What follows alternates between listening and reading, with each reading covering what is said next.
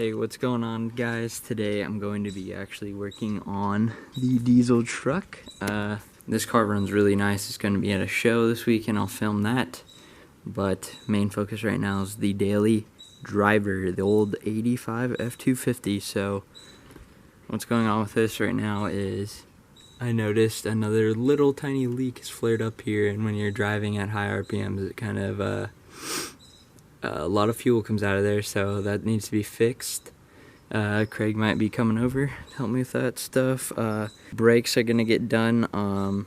300,000 mile truck, so, and I have not changed the front brakes on this truck since we've owned it, so I don't know how long those have been on there.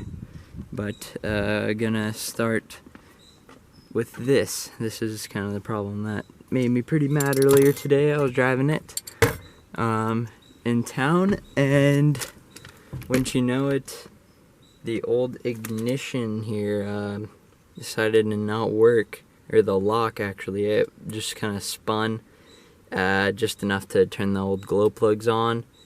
Then walked over and jumped the solenoid to get home, but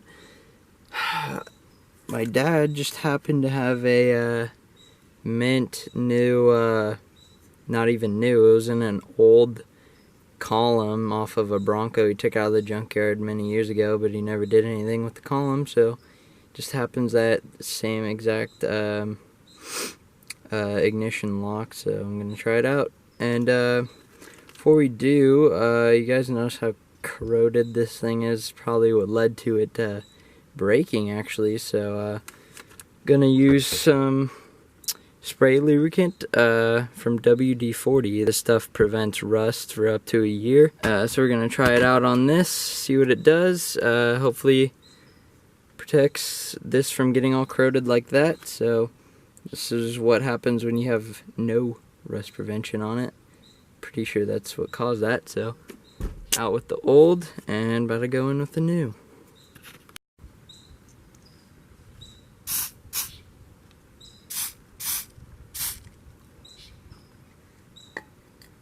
That should do it for that.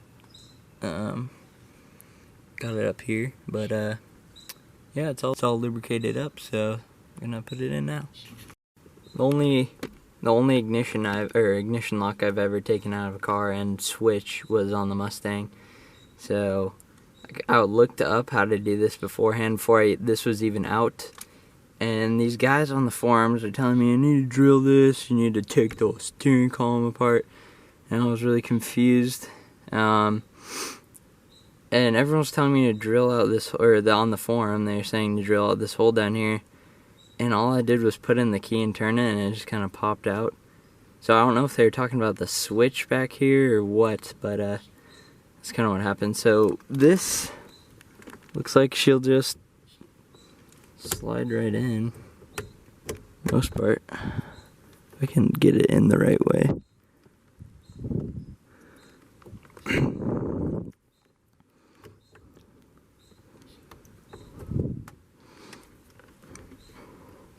Might actually need to put the key in this before I try it. Let me grab my nice new key that was made so I can do this. Here we go.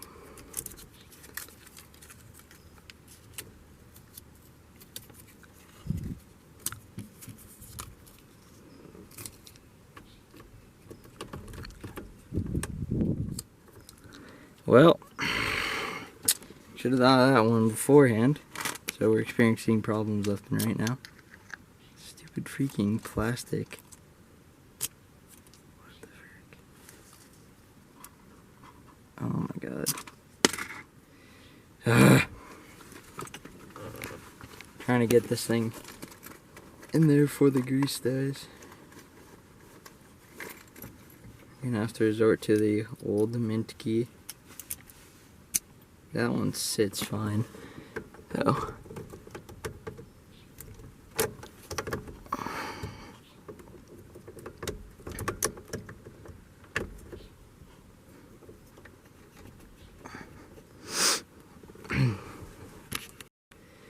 Well, thought I did good. These keys don't work. And to top that off, check this out. That's all she wrote. Can't turn it anymore. Just enough to turn the glow plugs on, so that means problems back further in there. Probably can't be the switch. Maybe something back there is all shredded, so have to check that one out now. Hey guys, so last time I filmed was actually yesterday, and a lot has been done. I did not expect this to happen. I thought it was actually ignition, as you saw before, and I got new keys and everything made for that, but that was not the problem. So for you guys who work on 80s to like 92, F250s or 150s or whatever, there's this little rod right here, the actuating rod that goes to start the truck. Actually, there's a gear in here. I don't know if you can see it. It's up here. But so when you turn your key, that actually pushes that down, starting the truck. And what actually happened after tearing the entire dash apart and not realizing that this was actually the problem, we thought it was a switch down there. Spent a lot of time on that. But you'll see right here, let me get some shade on that. Right there, that little bar, it's separated from this piece right here. That broke, and that's the actuating rod, and that is like impossible to get out. And my steering wheel won't come off. I actually bent grade 5s trying to get it off, but yeah, that's where we are now. What I might end up doing is just JB welding that or soldering it. I got one off of an old column from a Bronco. I got it out actually, but if I can get this out, I might actually end up replacing it. I'll show you guys what the rod looks like right now. Quakes you. But yeah, I took this all apart. It's out of that Bronco. But yeah, that rod slides in and out of here. And this is what it looks like. Broke. Yeah. So on mine, it actually broke like right there in that pinch point. And it's kind of where we are now. I actually wanted to do a brake job on this, and then this happened, so. Well guys, it's been a little bit since everything's happened on the truck, but so what happens is that actuating rod broke and I haven't gotten to fix it yet. I've pretty much torn apart the entire spare column I had, and I can't get it out without like breaking it.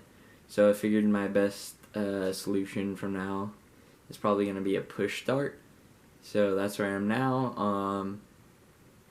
It's pretty difficult to install this thing. I mean, unless I get an entirely new column, so I don't feel like doing that, so it's just going to be a push start for now. If you guys have any advice for a glow plug button or anything on an IDI, please let me know. Thank you for WD-40 for sending me products. I use them to clean the brakes on my truck and lube everything up, as well as free a couple things on my stubborn steering column that's pretty difficult to take apart. So thank you guys, and make sure to like and subscribe.